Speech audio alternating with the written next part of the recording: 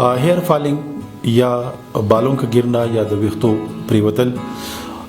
یقیناً په هر وخت کې چې د نوغه ممکن دی، په ینګ ایج کې ممکن دی، په ځوان وخت کې ممکن دی، په بوډاوالي کې چې د نوغه حاصل د عمر تقاضا وي نو دغه سره د ویښتو پریوتل چې د نوغه شروع کیږي. خو بعضی ټایم کې د سی وی چې د کې سپینواله هم راشي، د ویښتو سپینواله د وخت نمخ کې سپینواله نو دا هم یو فیکټر دی چې د کې پیدا کیږي.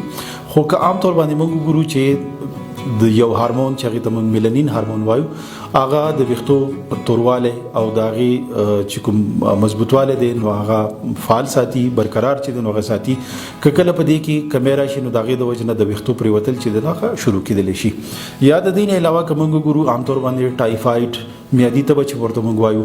د ټایفاید نه بعد هم عام طور باندې د ویښتو پریوتل چې دی هغه شروع کېدلی شي. یا د دې نه علاوه د ډیر ټایم دپاره یو داسې بیماري چې هغه د انسان په وجود کې وي او هغه ډیر ټایم بیمار وي نو د هغې بیمارۍ نه بعد د کمزورۍ د سبب نه هم د ویښتو پریوتل چې دی هغه شروع کېدلی شي. دې کې صرف یو هیر فالنګ نه دی بلکې په دې کې ایلوپیشیا هم دی، بالکل ټاکې ټاکې ویښته چې دی نو هغه پریوزي.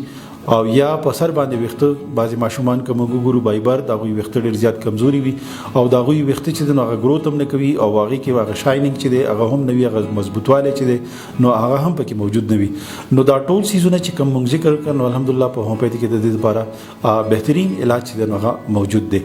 او که موږ وګورو نو ډېر لږ وخت کې د ویښتو سپینوالی چې دی نو هغه ډېر زیات ټایم اخلي او د ویښتو پریوتل هغه الحمدلله د یو میاشت د وایم نه بعد د هغې په هغې کې ډېر زیات کموالی چې دی نو هغه راشي. د دې سره سره موږ دې دپاره تیل او شیمپو چې دی نو هغه هم ایډوایس کوو.